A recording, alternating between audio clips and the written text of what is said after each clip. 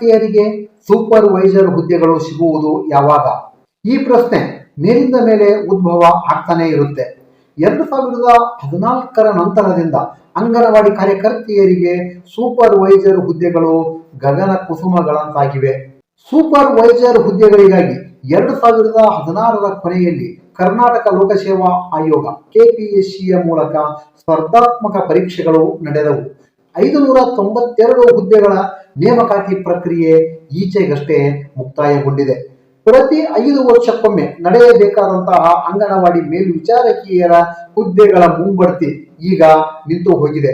ಇದರಿಂದಾಗಿ ಸೂಪರ್ವೈಸರ್ ಹುದ್ದೆಯ ಅರ್ಹತೆ ಇದ್ದರೂ ಅದರಿಂದ ಅವಕಾಶ ವಂಚಿತರಾಗ್ತಾ ಇರತಕ್ಕಂತಹ ಅಂಗನವಾಡಿ ಕಾರ್ಯಕರ್ತೆಯರ ಸಂಖ್ಯೆ ದಿನದಿಂದ ದಿನಕ್ಕೆ ಹೆಚ್ಚಾಗ್ತಾ ಇದೆ. ಕರ್ನಾಟಕ ಲೋಕಸೇವಾ ಆಯೋಗದ ಪರೀಕ್ಷಾ ವಿಧಾನದಿಂದ ಆಗ್ತಕ್ಕಂತಹ ವಿಳಂಬವನ್ನ ತಪ್ಪಿಸಲು ಅರ್ಹ ಅಂಗನವಾಡಿ ಕಾರ್ಯಕರ್ತೆಯರನ್ನು ಸೂಪರ್ವೈಸರ್ ಹುದ್ದೆಗಳಿಗೆ ನೇರವಾಗಿ ಮುಂಬಡ್ತಿಯನ್ನ ಕೊಡಬೇಕು ಅಂತಕ್ಕಂಥ ವಿಚಾರಗಳು ಈಚೆಗೆ ಮುನ್ನೆಲೆಗೆ ಬಂದಿವೆ.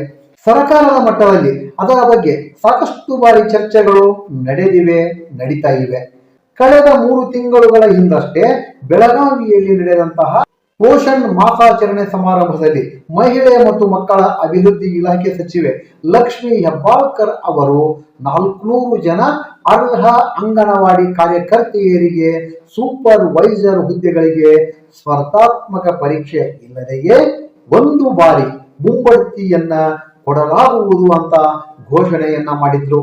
ಈ ಪ್ರಕ್ರಿಯೆಯನ್ನ ಶೀಘ್ರವೇ ಮುಗಿಸುವುದಾಗಿಯೂ ಅವರು ಹೇಳಿದ್ದರು.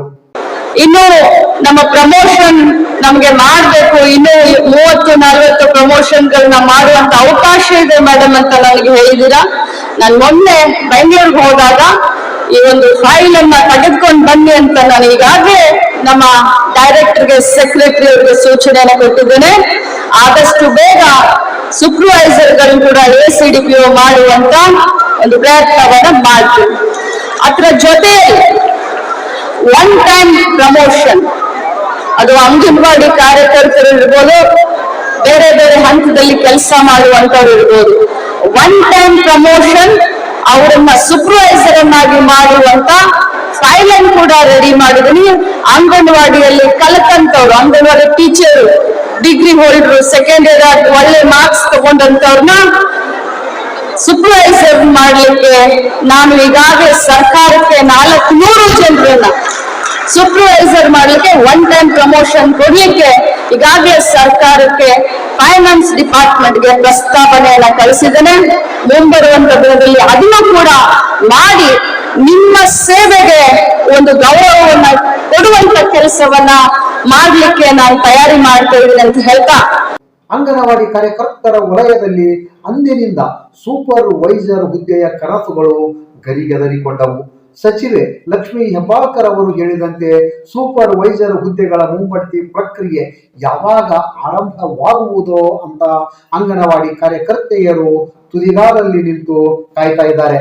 ಕೆಪಿಎಸ್ಸಿ ಪರೀಕ್ಷೆ ಇಲ್ಲದೆಯೇ 1 ಬಾರಿಗೆ ಮಾತ್ರ ಅನ್ವಯವಾಗುವಂತೆ ಸೂಪರ್ವೈಸರ್ ಹುದ್ದೆಗಳ ನೇಮಕಾತಿಗಾಗಿ ಸರ್ಕಾರ ರೂಪಿಸಿರುವ ನೀತಿ ನಿಯಮಗಳೇನು?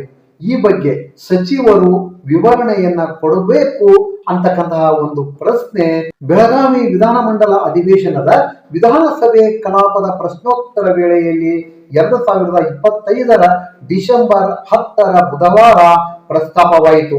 ಬೆಂಗಳೂರಿನ ಶಾಂತಿನಗರ ಕ್ಷೇತ್ರದ ಶಾಸಕ NA ಹ್ಯಾರಿಸ್ ಅವರು ಕೇಳಿದಂತಹ ಈ ಒಂದು ಪ್ರಶ್ನೆಗೆ ಸಚಿವೆ ಲಕ್ಷ್ಮೀ ಹೆಬ್ಬಾಳ್ಕರ್ ಅವರು ಲಿಖಿತ ಮೂಲಕ ಉತ್ತರವನ್ನು ಕೊಟ್ಟಿದ್ದಾರೆ. ಹ್ಯಾರಿಸ್ ಅವರು ಕೇಳಿದಂತಹ ಪ್ರಶ್ನೆಗಳ ವಿವರ, ಅದಕ್ಕೆ ಸಚಿವೆ ಲಕ್ಷ್ಮಿ ಅವರು ಕೊಟ್ಟಂತಹ ಲಿಖಿತ ಉತ್ತರದ ಸಾರಾಂಶ ಏನು ಅನ್ನೋದನ್ನ ನಾವೀಗ ನೋಡೋಣ. ಅಂಗನವಾಡಿ ಮೇಲ್ವಿಚಾರಕಿಯರ ಹುದ್ದೆಗಳ ನೇಮಕಾತಿಗಾಗಿ ಇರತಕ್ಕಂತಹ ಮಾನದಂಡಗಳೇನು? ಈ ಬಗ್ಗೆ ಸಮಗ್ರ ವಿವರಗಳನ್ನ ಕೊಡಬೇಕು ಅನ್ನೋದು ಹ್ಯಾರಿಸ್ ಅವರ ಮೊದಲನೇ ಪ್ರಶ್ನೆಯಾಗಿತ್ತು. ಮೇಲ್ವಿಚಾರಕಿಯರ ಹುದ್ದೆಗಳಿಗೆ ಸ್ಪರ್ಧಾತ್ಮಕ ಪರೀಕ್ಷೆಗಳನ್ನು ಹೊರತುಪಡಿಸಿ 1 ಬಾರಿಗೆ ಮಾತ್ರ ಅನ್ವಯವಾಗುವಂತೆ ಈ ನೇಮಕಾತಿಯನ್ನ ಮಾಡಿಕೊಳ್ಳುವ ಕುರಿತು ಸರ್ಕಾರದ ನೀತಿ ನಿಯಮಗಳು ಏನು? ಈ ಬಗ್ಗೆ ವಿವರಗಳನ್ನ ಕೊಡಬೇಕು ಅನ್ನೋದು ಅವರ 2ನೇ ಪ್ರಶ್ನೆ ಆಗಿತ್ತು. ಇದಕ್ಕೆ ಸಚಿವೆ ಲಕ್ಷ್ಮೀ ಹೆಬ್ಬಾಳ್ಕರ್ ಅವರು ಈ ರೀತಿ ಸ್ಪಷ್ಟನೆಯನ್ನ ಕೊಟ್ಟಿದ್ದಾರೆ. ಮಹಿಳಾ ಮತ್ತು ಮಕ್ಕಳ ಅಭಿವೃದ್ಧಿ ಇಲಾಖೆಯ ಮೇಲ್ವಿಚಾರಕಿಯರ ಹುದ್ದೆಗಳ ನೇಮಕಾತಿ ಕುರಿತಂತೆ ಇಲಾಖೆಯಲ್ಲಿ ಪ್ರಸ್ತುತ ಜಾರಿಯಲ್ಲಿರುವ ವೃಂದ ಮತ್ತು ನೇಮಕಾತಿ ನಿಯಮಾವಳಿಗಳಂತೆ ಮೇಲ್ವಿಚಾರಕಿಯರ ಹುದ್ದೆ 100% ನೇರ ನೇಮಕಾತಿ ಹುದ್ದೆಗಳಾಗಿವೆ.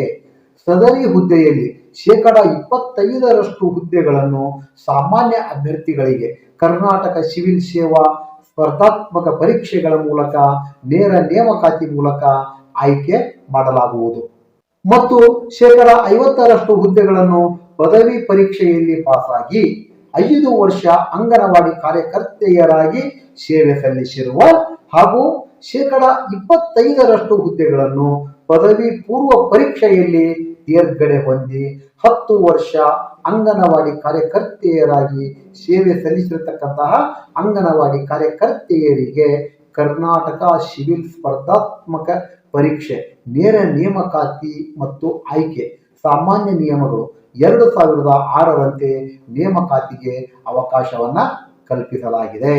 ಪ್ರಸ್ತುತ ಅಂಗನವಾಡಿ ಕಾರ್ಯಕರ್ತೆಯರಿಗಾಗಿ ಮೀಸಲು ಇಟ್ಟಿರತಕ್ಕಂತಹ 75% ಮಹಿಳಾ ಮೇಲ್ವಿಚಾರಕಿಯರ ಹುದ್ದೆಗಳನ್ನು ಭರ್ತಿ ಮಾಡಲು ಮಹಿಳೆ ಮತ್ತು ಮಕ್ಕಳ ಅಭಿವೃದ್ಧಿ ಇಲಾಖೆಯ ನಿರ್ದೇಶಕರನ್ನು ಆಯ್ಕೆ ಪ್ರಾಧಿಕಾರ ಅಂತ ನೇಮಿಸಲು ಕ್ರಮ ವಹಿಸಲಾಗ್ತಾ ಇದೆ ಮತ್ತು ಇಲಾಖೆಯಲ್ಲಿ ನೇರ ನೇಮಕಾತಿಯಡಿ ಖಾಲಿ ಇರುವ 555 ಮಹಿಳಾ ಮೇಲ್ವಿಚಾರಕಿಯರ ಹುದ್ದೆಗಳನ್ನು ನಿಯಮಾನುಸಾರ ಭರ್ತಿ ಮಾಡಲು ಕ್ರಮ ವಹಿಸಲಾಗುತ್ತಿದೆ ಮತ್ತು ಇದಕ್ಕೆ ಸಹಮತಿಯನ್ನ ಕೋರಿ ಆರ್ಥಿಕ ಇಲಾಖೆಗೆ ಕಡತವನ್ನ ಕಳುಹಿಸಲಾಗಿದೆ. ಆರ್ಥಿಕ ಇಲಾಖೆಯ ಸಹಮತಿ ದೊರೆತ ನಂತರ ಮುಂದಿನ ಕ್ರಮಗಳನ್ನ ಕೈಗೊಳ್ಳಲಾಗುವುದು ಅನ್ನೋದು ಸಚಿವೆ ಲಕ್ಷ್ಮೀ ಹೆಬ್ಬಾಳ್ಕರ್ ಅವರು ಕೊಟ್ಟಂತಹ ಉತ್ತರವಾಗಿತ್ತು.